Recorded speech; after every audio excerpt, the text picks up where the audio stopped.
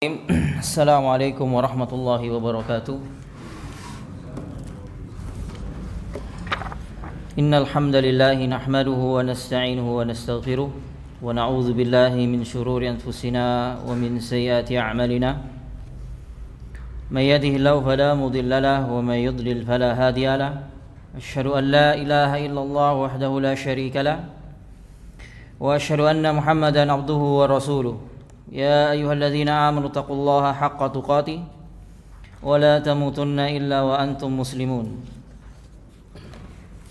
يا أيها الناس اتقوا ربكم الذي خلقكم من نفس واحدة وخلق منها زوجها وبث منهما رجالا كثيرا ونساء واتقوا الله الذي تساءلون به والأرحام إن الله كان عليكم رقيبا يا أيها الذين آمنوا اتقوا الله وقولوا قولا سديدا يصلح لكم أعمالكم ويغفر لكم ذنوبكم ومن يطع الله ورسوله فقد فاز فوزا عظيما أما بعد فإن أصدق الحديث كتاب الله وخير الهدي هدي محمد صلى الله عليه وسلم وشر الأمور محدثاتها وكل محدثة بدعة وكل بدعة ضلالة وكل ضلالة في النار.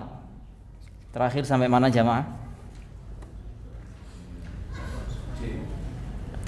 Yang terakhir kita bahas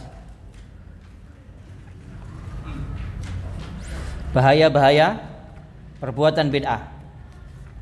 Kalau saya tidak salah ini sudah selesai ini ya. Bahaya-bahaya perbuatan bid'ah. Mungkin sedikit kita merojaah ya. Ada beberapa poin di antara bahaya perbuatan bid'ah. Yang pertama, yang poin A itu, Allah tidak akan menerima taubat pelaku bid'ah. Allah tidak akan menerima taubat pelaku bid'ah kecuali dia bertaubat dari bid'ahnya. Kemudian yang berikutnya, bahwa apa yang dia lakukan adalah sesat.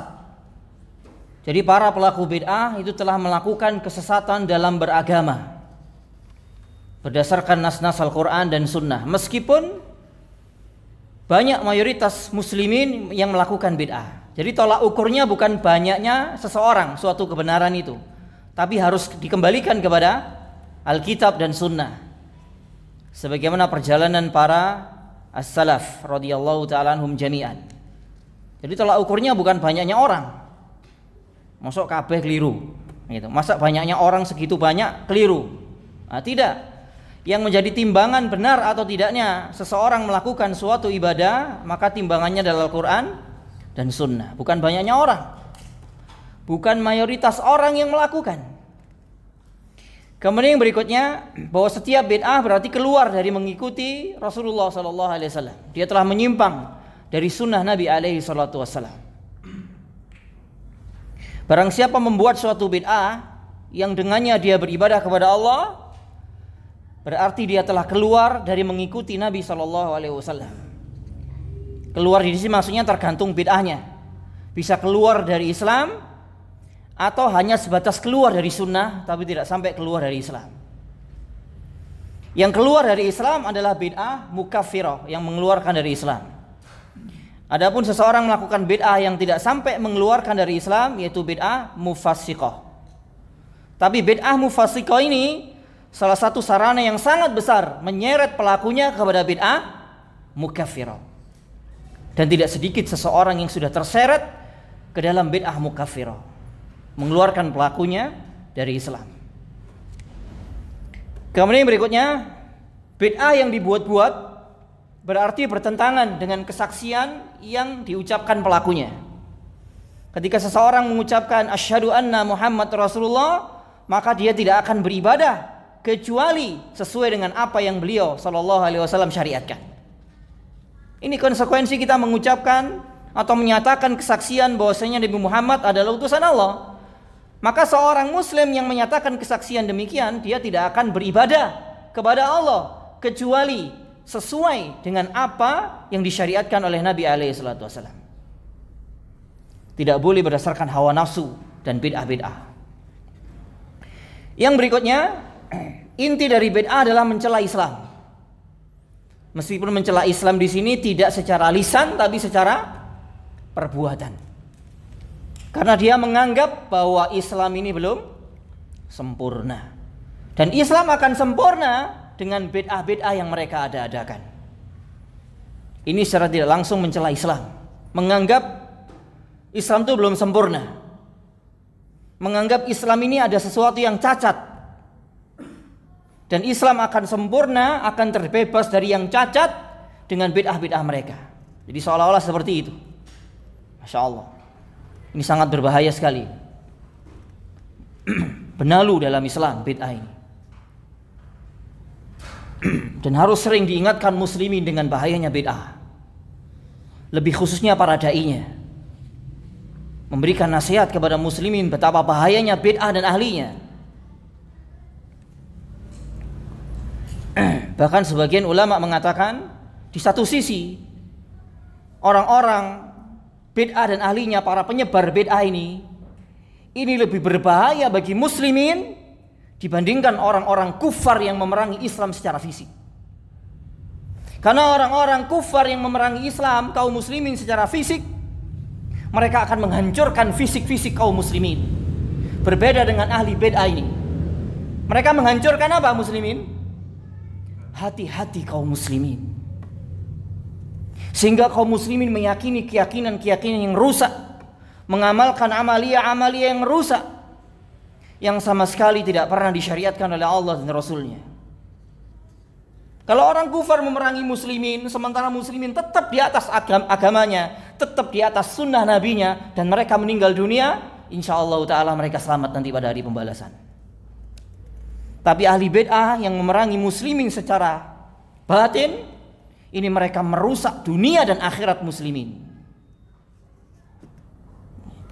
Sangat berbahaya sekali bid'ah dan ahlinya. Oleh karena itu harus sering diingatkan, harus sering diperingatkan muslimin dari bahaya bid'ah dan ahlinya. Terlebih lagi bid'ah merebak di tengah-tengah muslimin. Seharusnya harus lebih diingatkan, dinasihatkan kepada muslimin, bukan malah didiamkan, khususnya bagi para ahli ilmunya dan para pelajar ilmiah. Tidak boleh didiamkan. Terus kemudian yang berikutnya, bahaya yang berikutnya, bid'ah itu mengandung celaan, hinaan kepada Rasulullah SAW. Baik menganggap beliau itu bodoh, atau beliau tahu tetapi beliau menyembunyikannya. Ini. Jadi menganggap beliau ada sesuatu kebaikan dari agama ini yang tidak diketahui oleh beliau, tapi diketahui oleh orang belakangan setelah beliau. Kan ini mustahil yang seperti ini. Maka pelaku bid'ah seolah-olah menganggap beliau itu gak ngerti, ono sing kurang disampaikan agama ini. Gitu. Atau menganggap beliau ada sesuatu dari syariat ini yang beliau sembunyikan, yang tidak beliau sampaikan. Mungkin Nabi ini lali, gak nyampe ini, seolah-olah seperti itu. Masya Allah. Sehingga seolah-olah beliau menyembunyikan risalah atau sebagian darinya. Subhanallah. Yang berikutnya, bid'ah bisa memecah belah barisan muslimin, memecah belah persaudaraan muslimin. Ini terjadi atau tidak ini? Ya, di zaman kita sekarang ini. Ya. Karena jika dibuat bid'ah bagi umat Islam, maka setiap kelompok yang membuat bid'ah itu akan membuat bid'ah seperti yang terjadi pada umat Islam sekarang ini. Setiap kelompok akan membanggakan kelompoknya dan menuduh yang tidak sesuai dengan bid'ahnya. Akan menuduh sesat orang-orang yang tidak sesuai dengan bid'ahnya. Jadi yang di luar kelompoknya itu harus sesuai dengan kelompoknya. Itu harus sesuai dengan bid'ahnya. Yang tidak ikut bid'ahnya sesat. Terjadi zaman kita sekarang jemaah. Apa contohnya? Kalau kita nggak ikut bid'ah mereka, wah ini sesat, Wahabi. Iki mati gelundung dewi. Sampai ada ucapan kayak gitu karena pernah di kampung ya. Itu. Gak diundang maulidan terus jadi omongan, gak diundang tahlilan sudah. Ini sesat nih, aliran baru. Itu. Jadi yang nggak sesuai dengan bid'ahnya itu akan mereka sesatkan. Itu. Ini seperti firman Allah, wala takunu minal musyrikin minal ladzina farraqu dinahum wa kanu syi'an kullu hizbin bima ladaihim farihun. Janganlah kamu termasuk atau menjadi golongan orang-orang musyrik seperti orang-orang musyrik. Orang-orang yang mereka memecah belah agama mereka dan mereka menjadi beberapa golongan. Tiap-tiap golongan merasa bangga dengan apa yang ada pada golongan mereka. Ini. Jadi tolak ukurnya sesat atau tidaknya itu tergantung bid'ah mereka. Kalau sesuai dengan bid'ah mereka, maka ini golongan kami tidak sesat. Kalau tidak sesuai dengan bid'ah mereka, maka ini orang-orang sesat. Nah ini, Masya Allah. Yang berikutnya, bahaya yang berikutnya, jika bid'ah menyebar di tengah-tengah umat, maka matilah sunnah. Ini. Muncul satu bid'ah, mati satu sunnah.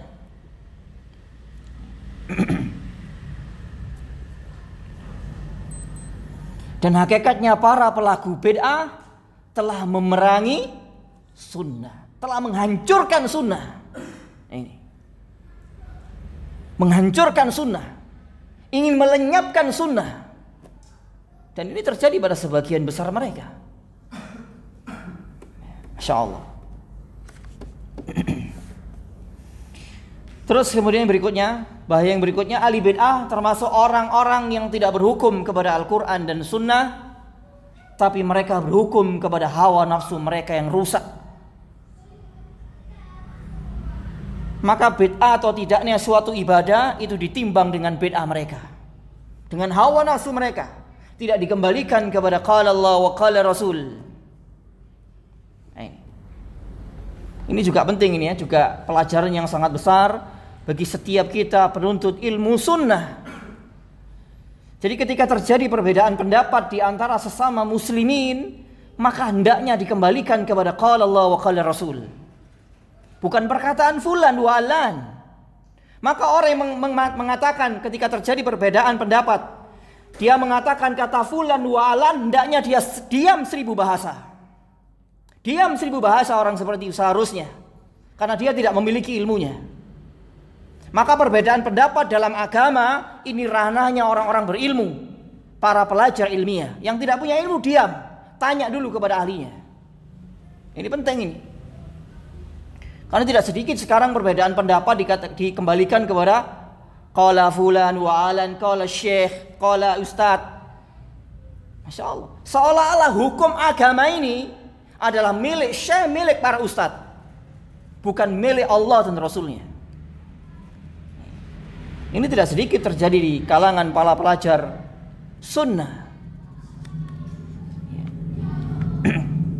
Masalah apapun sudah, masalah apapun, ketika kita tidak tahu ilmunya, tawakuf dulu, diam dulu, tanya dulu kepada ahlinya. Orang yang kita percaya dia bisa menjawab sesuatu yang tidak kita ketahui. Kalau dia juga nggak tahu, diam dulu sudah. Cari tahu dulu. Itu. Jangan mengatakan kila, kola, perkataan fulan, walan, kata fatwa ini. Enggak. Agama ini milik Allah dan Rasulnya. Hukum ini milik Allah gitu loh. Jangan dikembalikan kepada makhluk. Kalau nggak tahu, diam dulu. Kalau tahu qala Allah wa qala Rasul, baru didukung dengan perkataan fulan wa alan yang sesuai dengan qala Allah wa qala Rasul. Gitu seharusnya. Ini agar kaum muslimin, para pelajar sunnah betul-betul terdidik dengan ilmu.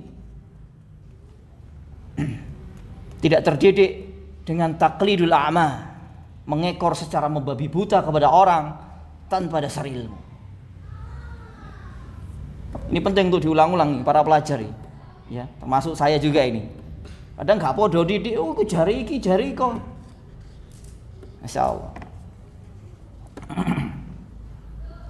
Sampai akhirnya terjadi perselisihan yang sangat keras di antara sesama mereka. Ini pelajar sunnah ya, kita gak bicara ahli bid'ah ini. Kejadian kayak gini nih, pelajar sunnah ini. Masya Allah. Memunculkan kebencian di antara sesama mereka. Jadi syaitan betul-betul ingin merusak persaudaraan mereka, para pelajar sunnah. Disebabkan mereka berkata tentang agama Allah dengan tanpa ilmu. Karena hanya perkataan fulan, walan, kata ini, kata ini. Masya Allah.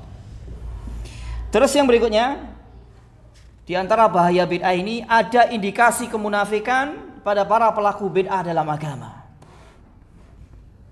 Ada indikasi kemunafikan, ada bibit-bibit kemunafikan di dalam hatinya. Masya Allah. Ini di antara beberapa bahaya-bahaya bid'ah. Sekarang yang berikutnya, sebab-sebab terjadinya bid'ah. Ini ada beberapa ya. Sebab-sebab terjadinya bid'ah. Sebab yang pertama, ini jelas ya, bodoh terhadap hukum-hukum syariat. Bodoh. Ini sumber kerusakan anak cucu Adam sejak dahulu hingga hari kiamat. Bodoh ini. Sebab, salah satu sebab yang menghancurkan banyak sekali anak cucu Adam, dunia dan akhirat mereka. Bodoh. Gak mau belajar, males-malesan. Tidak bersungguh-sungguh dalam belajar ilmu agama, ilmu tentang akhiratnya, yang akan dia bawa sampai berjumpa dengan Rabbul Alamin. Kan salah satu sebab bodoh ini kan males, iya atau tidak? Males, gak mau belajar.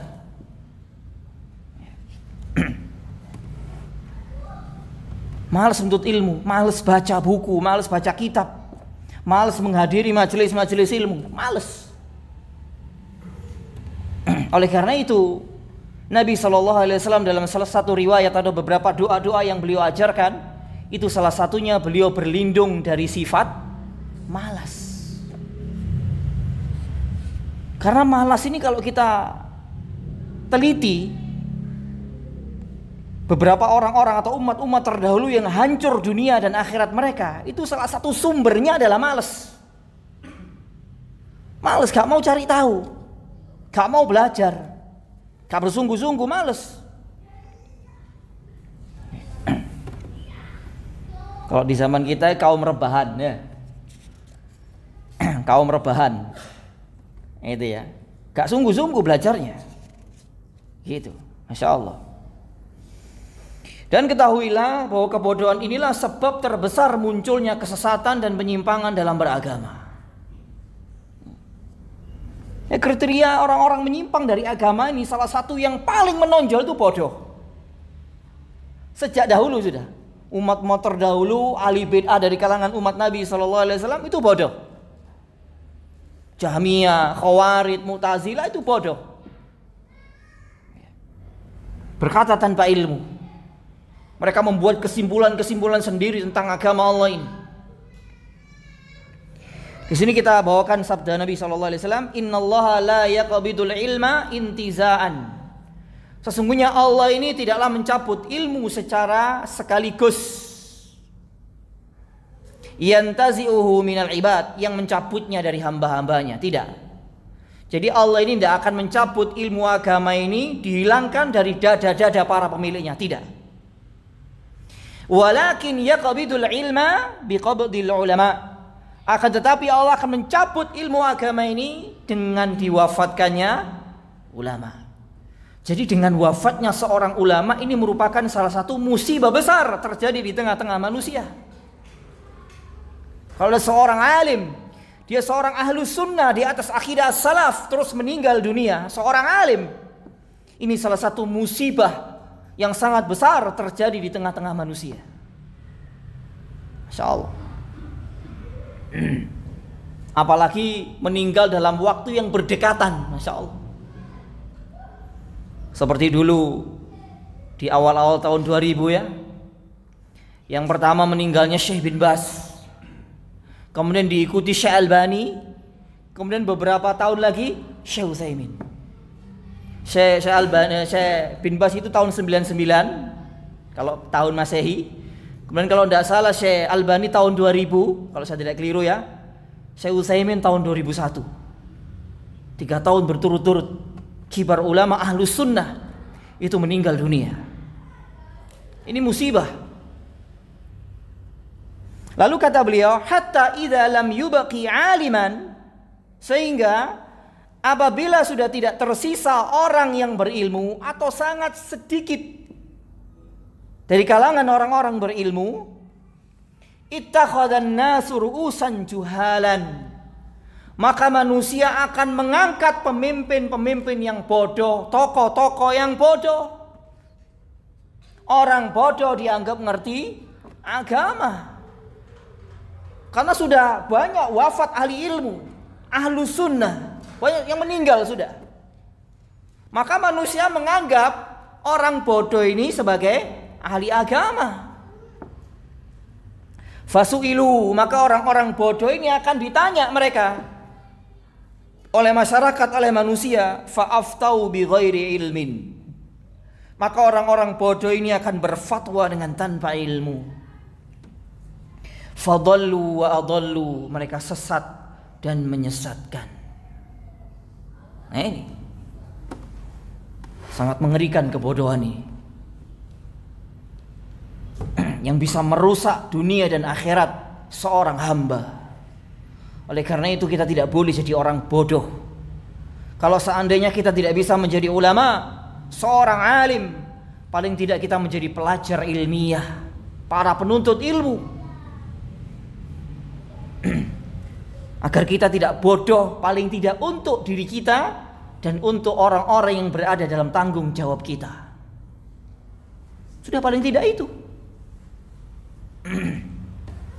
Terus kemudian dalam ayat yang lainnya, dalam firman Allah, wala taqfu ma laysa laka bi ilmun. Jangan kamu ikut-ikut apa yang kamu nggak tahu ilmunya. Ini penting ini. Jangan kamu ngomong apa-apa yang kamu nggak tahu ilmunya. Tentang perkara apapun yang kita nggak tahu ilmunya, diam, uskut. Jangan berbicara. Karena dalam sebuah hadis, innal abda la yatakallamu bi kalimah. Sesungguhnya ada seseorang yang mengucapkan suatu ucapan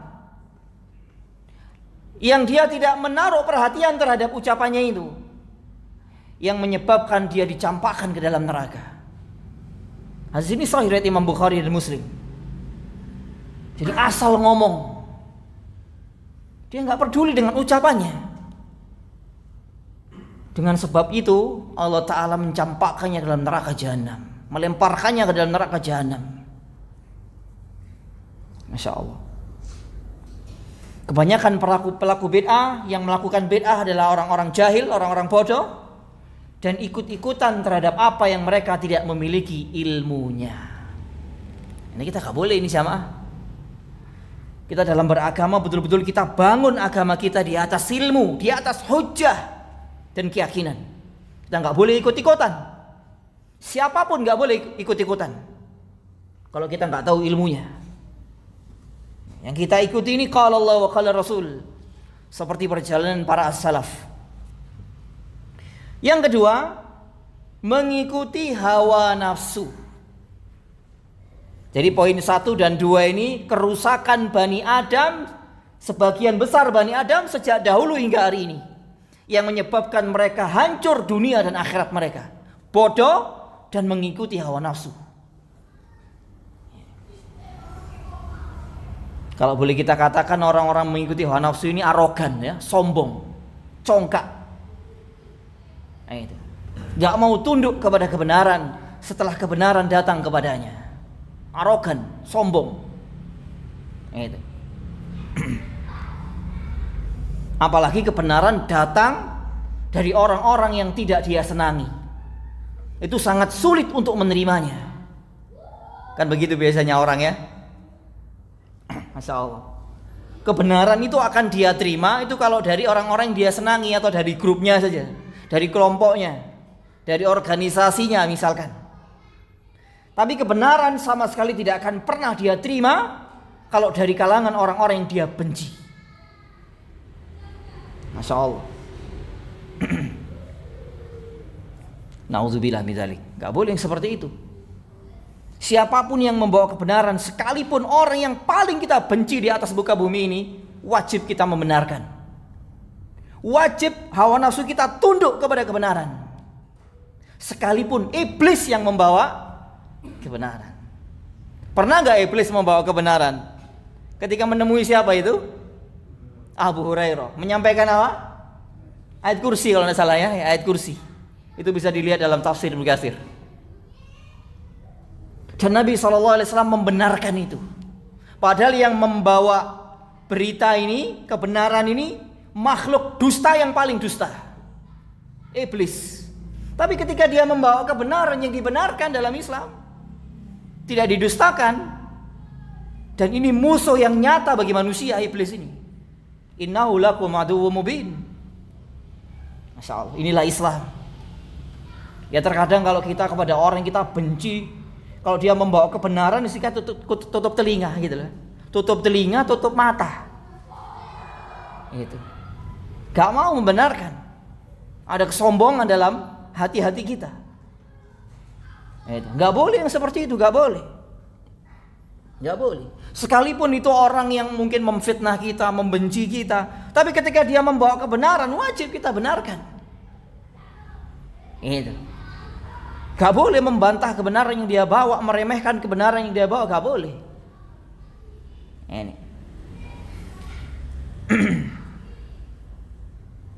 Di sini kita bawakan firman Allah dalam surah Al-Qasas ayat 50, fa illam yastajibu laka fa'lam annama yattabi'una ahwa'ahum wa man adallu mimman ittaba'a hawahu bighairi hudan minallah.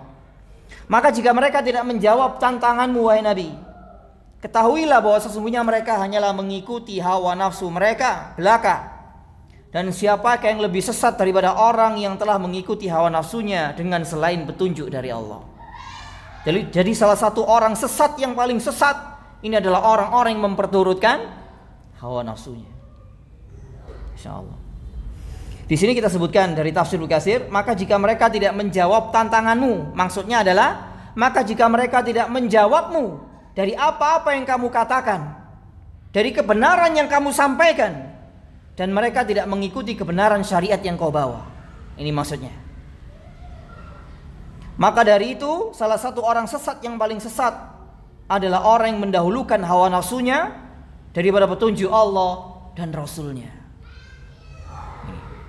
Hal ini sebagaimana keadaan ahli bid'ah, mereka adalah orang-orang yang sesat karena tidak mau tunduk dengan ketetapan Allah dan Rasulnya. Akan tetapi mereka lebih mengikuti dan memperturutkan hawa nafsu mereka yang telah menyimpang, dan mereka terus menerus dalam bid'ah dan tidak mau meninggalkan bid'ah mereka. Sudah hawa nafsu. Maka setiap pelaku bid'ah yang kita sampaikan tentang kaidah-kaidah bid'ah, lalu mereka terus mempertahankan bid'ahnya, berarti mereka orang-orang yang terus menerus memperturutkan hawa nafsunya. Sudah masuk ke dalam keumuman ayat ini. Kan biasanya muter-muter ngono ahli bid'ah ya, iya gak? Muter-muter ngono. Wis jelas iku gak ono tuntunane, gak ono syariate, muter-muter. Engko digolek-golekno sak nemune. Itu, sampai nemu. Iya gak? Itu. Kayak maulid itu jelas-jelas gak ono maulid iku. Engko digolek-golekno wis. Ya, riwayat palsu. Ya. Riwayat palsu, katanya Abu Lahab itu diringankan siksanya karena dia senang dengan kelahiran Nabi ketika Nabi lahir. Riwayat digolek-golek sampai ketemu, sampai bisa mendukung bid'ah mereka. Jelas-jelas gak ono syariate para sahabat, gak ono para salaf, gak ono. Ya apa kalau bukan hawa nafsu itu apa sudah? Itu.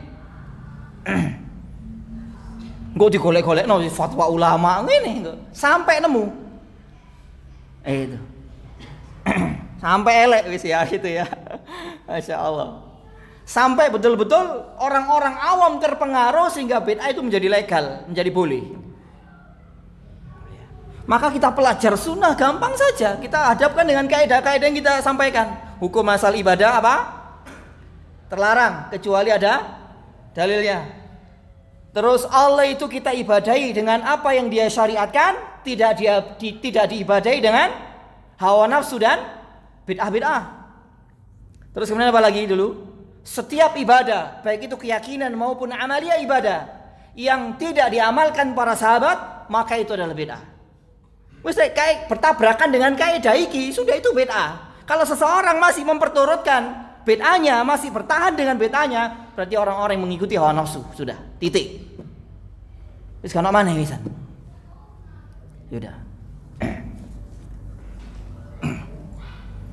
Dalam perkara akidah, ketika Allah Ta'ala menyatakan dalam sekian banyak ayat bahwasanya dia tinggi di atas ars, dia di atas langit. Kok ada orang mengingkari Allah di atas langit? Sudah hawa nafsu. Sudah hawa nafsu sudah.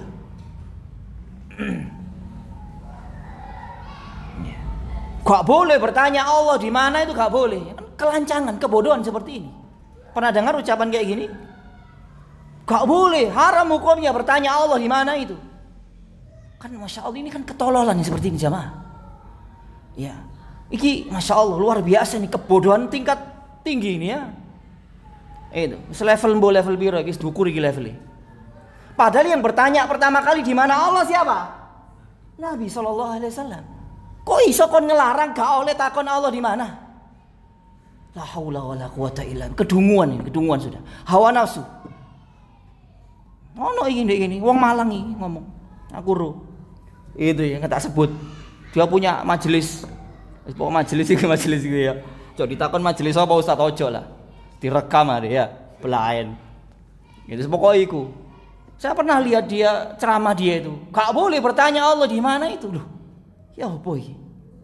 Itu karena rusaknya akidah mereka, karena rusaknya akal-akal mereka. Itu. Karena mereka beragama lebih mendahulukan akal daripada nas. Ini. Gak mau tunduk akal mereka kepada nas. Karena mereka memasukkan akal kepada segala yang gaib, itu yang menyebabkan mereka rusak dalam masalah akidah. Mereka menyelami perkara gaib dengan akal-akal mereka yang terbatas. Itu. Padahal kewajiban kita terhadap semua yang gaib, sebagaimana yang Allah kabarkan dalam kitabnya maupun melalui lisan Rasulnya, kewajiban kita adalah iman. Tidak boleh akal menceburkan ke dalamnya, gak boleh sama sekali. Kewajiban kita iman.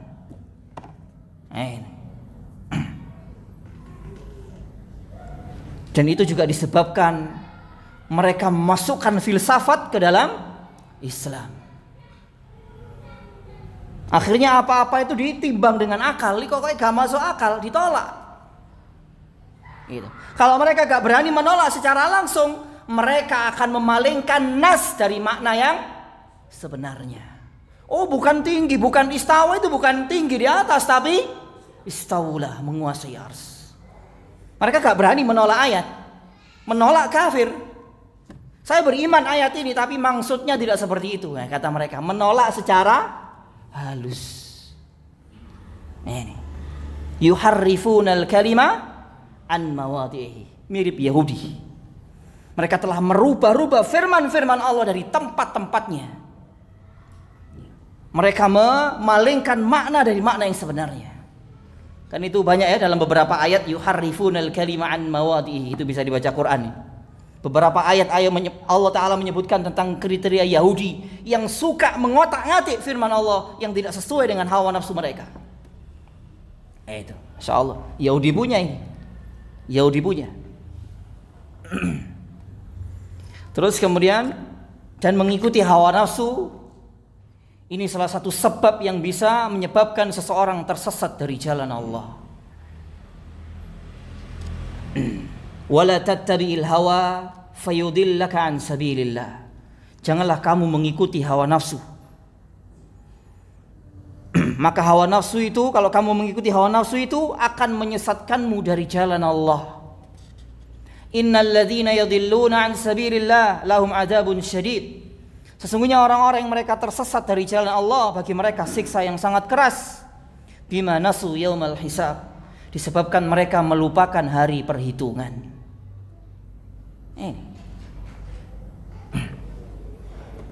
Terus kemudian yang berikutnya, yang ketiga, terlalu ta'assub, fanatik kepada pendapat tertentu dan tokoh tertentu yang menyalahi kebenaran. Nah ini juga harus diingatkan terus, ini masalah ta'assub fanatik ini, khususnya para pelajar sunnah. Karena yang namanya ta'assub itu luar biasa sekarang, zaman kita sekarang itu.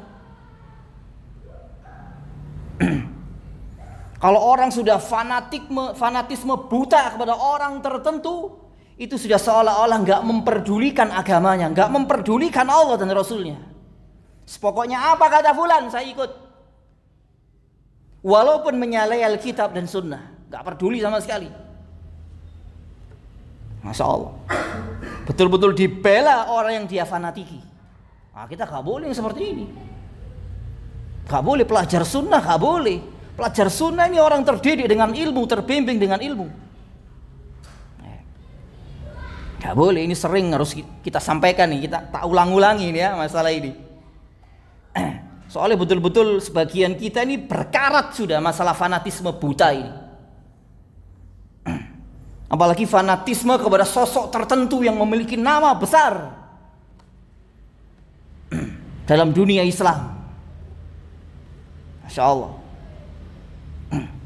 Ini bukan berarti kita minteri sosok yang besar, itu tidak, sama sekali tidak. Sama sekali tidak. Karena kecintaan kita kepada Nabi yang mulia sallallahu alaihi wasallam, siapapun yang menyalahi beliau salah, wajib ditinggalkan. Kan itu nasihat-nasihat para imam mazhab. Kalau kamu menjumpai pendapat dalam kitabku yang menyalahi hadis Rasulullah SAW, apa kata mereka? Maka buang pendapatku ke belakang tembok ini. Loh, kayak gitu loh. Ya. Sampai Imam Syafi'i juga mengatakan yang artinya tidak halal seseorang yang telah jelas sunnah baginya, lalu dia meninggalkan sunnah demi mengikuti perkataan orang. Kata Imam Syafi'i nggak halal seperti itu bagi seorang muslim. Berarti hukumnya haram. Sudah jelas dalil, jelas qala Allah wa qala Rasul, jelas. Kok dia lebih mengikuti orang, pendapat orang, dan lebih meninggalkan dalil? Nauzubillah min dzalik. Ini bukan sifat seorang pelajar sunnah. Itu bukan sifat seorang pelajar sunnah. Apa bedanya mbek ahli bid'ah kan ngono, alek koyo ngono. Apa bedanya? Iya apa gak ini? Iya ahli bid'ah lah ngono. Apa kata guru-guru mereka? Ya, apa kata guru-guru mereka? Apa kata fulan walan? Itu. Terus kemudian, dan inilah salah satu sebab terbesar munculnya bid'ah dan banyak dilakukan oleh sebagian muslimin. Banyak di antara muslimin lebih mendahulukan pendapat tokoh tertentu yang menyalahi kebenaran, padahal kebenaran telah jelas bagi mereka. Termasuk mengikuti para imam-imam, fanatisme buta kepada para imam, kita juga gak boleh. Sekali lagi, ini bukan minteri para imam, sama sekali tidak. Kita memuliakan para imam, para ulama, ahlus sunnah. Namun ketika mereka jatuh kepada kekeliruan, kita tidak mengikuti mereka. Kita memberikan nasihat kepada muslimin tentang kekeliruan mereka. Bukan kita minteri mereka, sama sekali tidak. Nah kalau kita dikatakan minteri ulama, minteri imam, bukan minteri nabi, kan begitu ah? Imammu jelas salah kok sih mbok eloi ya, gitu. Itu. Seperti sebagian ulama yang jatuh kepada syubhat takwil, seperti An-Nawawi, Ibnu Hajar, Baihaqi, Ibnul Jauzi. Ya. Nah kita gak boleh fanatisme kepada mereka dalam hal yang mereka keliru. Mereka mentakwil sebagian sifat-sifat Allah. Nah kita gak boleh ikut mereka. Gak boleh sama sekali. Sekali lagi ini bukan minteri ulama, na'udzubillah. Seorang pelajar ahlus sunnah itu memuliakan dan mencintai para ulama ahlus sunnah. Namun mencintai dan memuliakan mereka bukan berarti mengekor secara membabi buta kepada mereka. Sama sekali tidak. Ya. Kita memuliakan mereka, mendoakan mereka dengan kebaikan, mengambil manfaat ilmu dari mereka, karya tulis mereka. Tapi ketika mereka keliru dalam perkara-perkara yang mereka memang menyalahi Alkitab dan Sunnah, sebagaimana perjalanan para as-salaf, maka kita tidak mengikuti mereka. Dan kita mengingatkan muslimin tentang kekeliruan mereka. Nah, gitu. Soalnya nyampe nong ini kadang diarani iku minteri para ulama, kok iki sapa? Iku minteri Syafi'i, minteri Ahmad, Minteri Ibnu Hajar, kita bukan siapa-siapa dibandingkan mereka. Ya. Jelas kita bukan siapa-siapa mereka, kita hanya pelajar ilmu kecil, penuntut ilmu kecil. Ya. Tapi karena kecintaan kita kepada Nabi yang lebih besar daripada kecintaan kita kepada para imam, maka kita tidak mengikuti para imam yang telah menyalahi oleh pembawa syariat ini. Kan begitu seharusnya. Karena sebagian orang ini menuduh saya itu keminter gitu, minteri ulama. Tidak ada sama sekali. Nauzubillah kita minteri ulama. Bahkan ulama-ulama yang jelas-jelas saya tahu itu menyimpang, itu bukan berarti saya meminteri mereka, enggak. Saya tetap memuliakan pelakunya, orangnya, mendoakan semoga dia kembali ke jalan yang benar. Begitu. Tentunya berdasarkan ilmu, menyalahkan orang ini keliru, ini menyimpang dengan ilmu. Kadang repot sebagian manusia ini ya. Itu. Nyalahno orang sing salah duwe ilmu diarani keminter. Iya gak? Lah repot ah. Kalau nyampe no sing bener diarani keras. Nah, repot aja. Masya Allah. Terus kemudian, sungguh Allah banyak mencela orang-orang yang fanatik dan taklid secara membabi buta kepada selain kebenaran di dalam banyak ayat dalam Al-Quran. Salah satunya Al-Baqarah 170 ini. Wa idza qila lahum ittabi'u ma anzalallah. Dan apabila dikatakan kepada mereka, ayat ini berkenaan dengan orang-orang kufar, dikatakan kepada orang-orang kufar itu, ittabi'u ma anzalallah, ikutilah apa-apa yang Allah Ta'ala turunkan, maksudnya Al-Quran dan Sunnah, ikutilah Quran dan Sunnah. Qalu, mereka mengatakan, bal nattabi'u ma alfaina alaihi aba'ana. Mereka mengatakan atau menjawab, tetapi kami hanya mengikuti apa yang telah kami dapati dari nenek moyang kami. Nah, kita pelajar gak boleh kayak gini. Ya, itu ada sesuatu yang keliru, usahanya menyimpang. Ini buktinya. Gak boleh kita mengatakan, saya tetap mengikuti Ustadz Fulan. Ya. Kamu siapa? Ini Ustadz Kibar, ini Syekh. Oh ya. Itu. Siapa kamu? Ah gitu. Repot ah. Lah kok ngene. Ya apa bedanya ambek ayat iki kan gitu ah. Ini salah satu sunnah di antara sunnah orang-orang kafir musyrik ini. Ketika disampaikan kebenaran, salah satu argumentasi mereka untuk membantah kebenaran adalah kami hanya mengikuti nenek moyang. Kalau sekarang bahasa nenek moyang, aba'ana diganti, kami tetap mengikuti guru-guru kami. Kami tetap mengikuti ustadz-ustadz kami. Kami tetap mengikuti syekh-syekh kami. Meskipun itu salah, menyalahi kebenaran Alkitab dan Sunnah. Nah itu. Awalau kana aba'uhum la ya'qiluna syai'an wa la yahtadun. Apakah mereka tetap akan mengikuti nenek moyang mereka, sementara nenek moyang mereka adalah orang-orang yang tidak berakal sedikit pun dan orang-orang yang tidak mendapatkan petunjuk. Ini sindiran keras kepada orang-orang yang taklid secara membabi buta dengan tanpa ilmu kepada orang tertentu. Itu. Kita gak boleh belajar ilmu, harus betul-betul terbimbing dengan ilmu.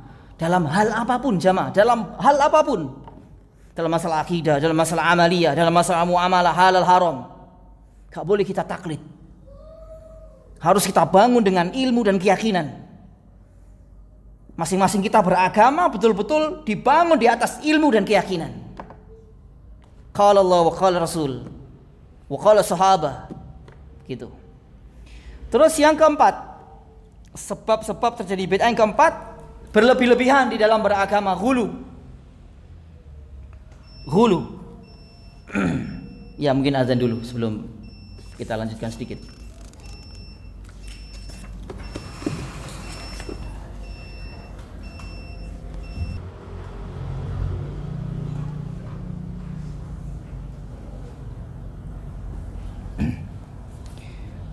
Kita lanjutkan sedikit.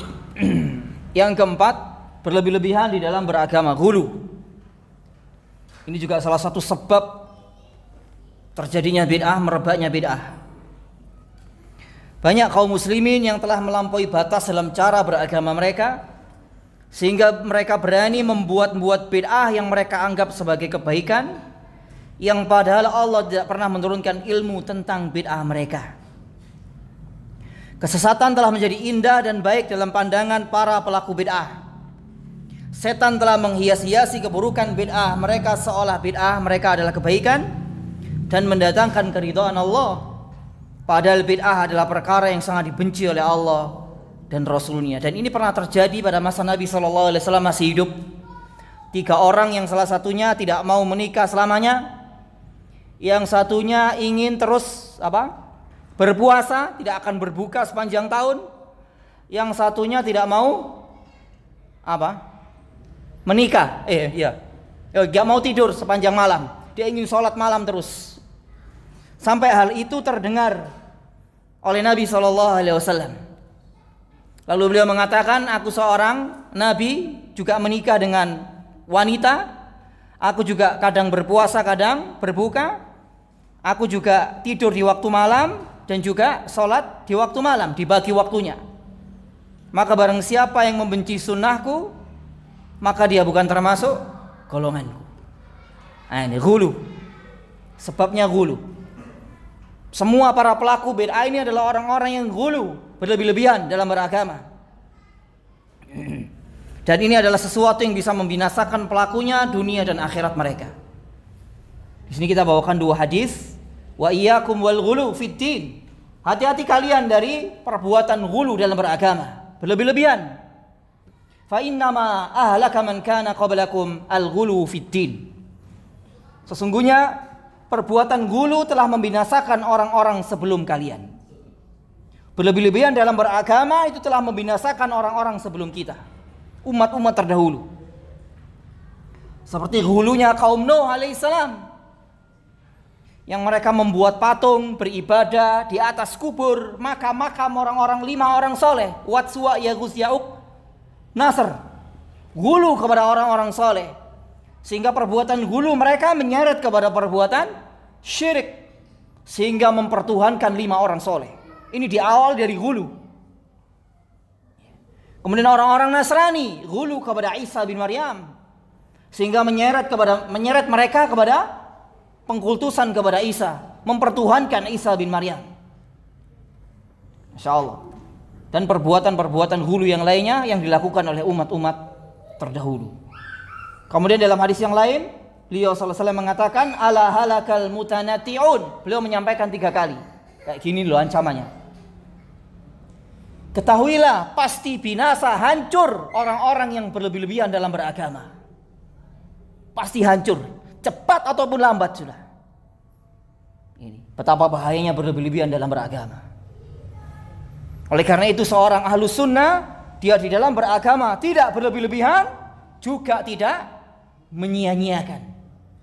Ahlus sunnah wasatun bainal ifrat wa tafrid. Ahlus sunnah di dalam beragama itu pertengahan antara berlebih-lebihan dan menyia-nyiakan. Ya. Karena berlebih-lebihan ini merupakan kesesatan dalam beragama, menyia-nyiakan juga kesesatan dalam beragama. Itu, menyia-nyiakan seperti orang-orang Yahudi. Terus kemudian sebab yang kelima, beragama bersandar kepada akal dan perasaan dan bukan kepada wahyu Alkitab dan sunnah. Seperti mereka yang bersandar kepada akal dan perasaan, kan ini baik, apa salahnya melakukan ini? Kan ini bagus, ini zikir-zikir. Itu tidak berdasarkan wahyu Alkitab dan sunnah dan praktek para salaf. Pakai akal dan perasaan, bukan pakai wahyu. Jadi baik dan tidaknya sesuatu ibadah yang mereka lakukan itu harus bersandar kepada akal dan perasaan mereka. Kalau menurut perasaan mereka baik, ya baik, meskipun itu tidak ada syariat dari Allah dan Rasulnya. Ya kan rusak kalau seperti ini agama. Yang keenam, ini juga penting nih ya, yang keenam ini ya. Diamnya orang-orang yang berilmu dari orang-orang jahil yang telah berbuat bid'ah. Jadi diam. Ini salah satu sebab banyaknya bid'ah ini ya, karena banyak ahli ilmu yang diam. Orang-orang yang diberikan amanah ilmu, mereka banyak yang diam 1000 bahasa. Itu. Gak mau menyampaikan, padahal dia mampu untuk menyampaikan kepada manusia, kepada muslimin tentang bahaya bid'ah dan ahlinya. Banyak yang dia membisu dengan berbagai alasan, wis ya. Lek penceramah biasanya wedi gak diundang maneh gitu. Gitu. Akhirnya gak disampaikan bid'ah. Gitu. Nah, aku tak sampaikan, aku terakhir mulai wis ya, gak diundang maneh. Gitu ya. Salis tubuh ini ya. Gitu.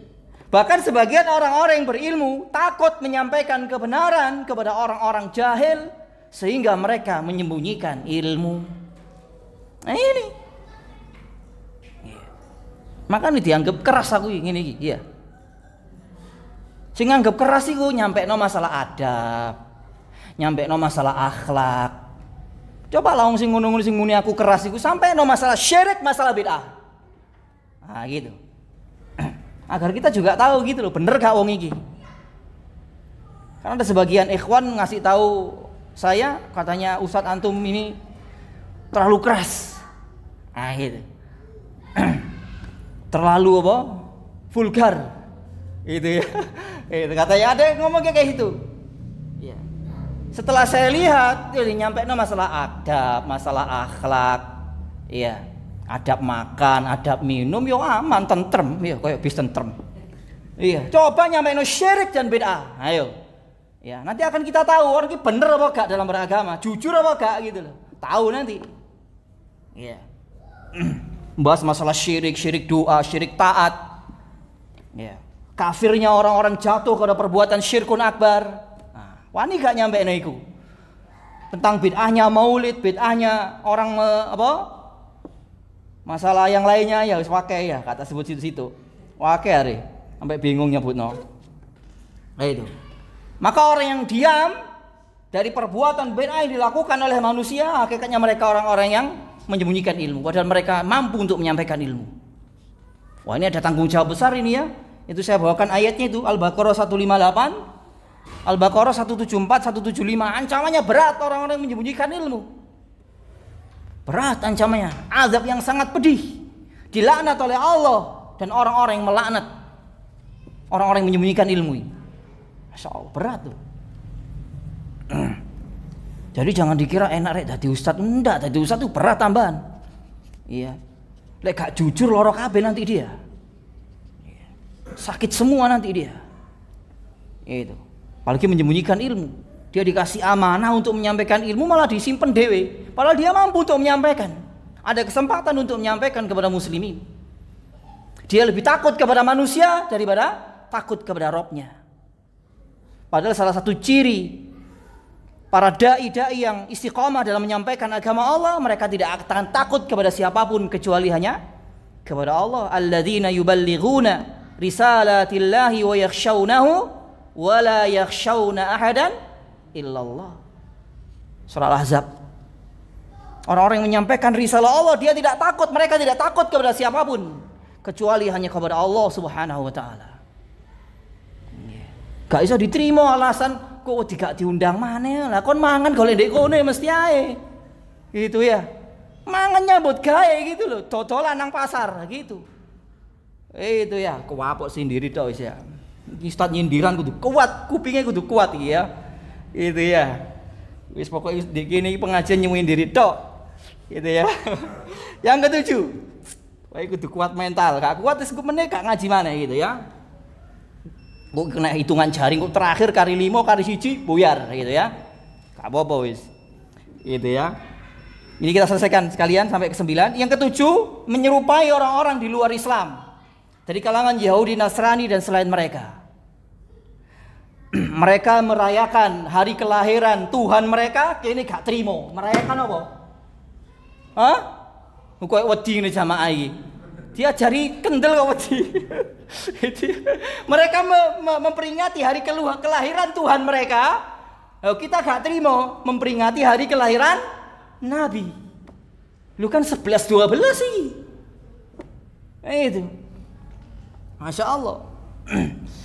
Yang ke-8, bersandar kepada hadis-hadis yang dhaif, lemah dan palsu. Ini. Bersandar dengan hadis-hadis yang dhaif, lemah dan palsu. Ini salah satu sebab munculnya bid'ah, merebaknya bid'ah. Hadis-hadis yang lemah, palsu, yang tidak ada asal usulnya. Itu seperti hadis-hadis tentang maulid itu. Tidak ada satupun yang sah. Itu disebarkan di tengah-tengah muslimin, biasanya di grup-grup WA itu. Bahkan Abu Bakar, Umar, Utsman, Ali, kan gak masuk akal nih. Masya Allah. Masa Abu Bakar merayakan maulid? Masya Allah. Lah ketika Nabi masih hidup, apa sahabat merayakan maulid? Gimana jawabannya jamaah? Oh no gak? Bawa Nabi Muhammad, ayo ngerayakan maulid, ayo. Anda ada. Masya Allah, ini kan karangan orang-orang belakangan ini. Masya Allah. Engkau terakhir diarani Wahabi gitu ya. Itu. Yang terakhir, yang ke-9, terus menerus dalam kebid'ahan setelah kebenaran datang kepadanya. Ya, kita memperturutkan apa? Hawa nafsu. Terus menerus sudah, kesombongan, congkak, bahkan menyombongkan diri dari kebenaran, dan terus menerus istiqomah dengan bid'ahnya serta menyebarluaskan bid'ahnya kepada manusia. Sehingga bid'ah ini akan terus tersebar di tengah-tengah muslimin.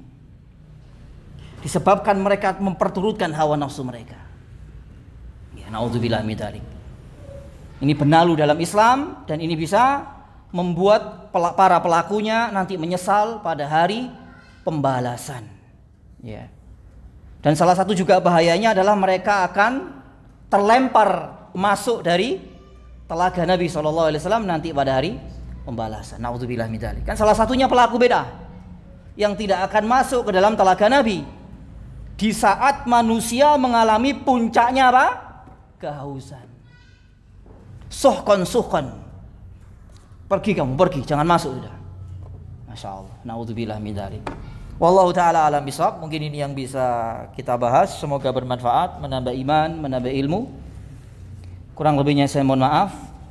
Semoga Allah menjadikan kita semua istiqomah di atas Islam, di atas sunnah, di atas manhaj para as-salaf. Dan semoga Allah Subhanahu wa taala menutup usia kita masing-masing dengan husnul khatimah. Kita akhiri dengan doa kafaratul majlis. Subhanakallahumma wa bihamdika asyhadu an la ilaha illa anta astaghfiruka wa atubu ilaik. Assalamualaikum warahmatullahi wabarakatuh.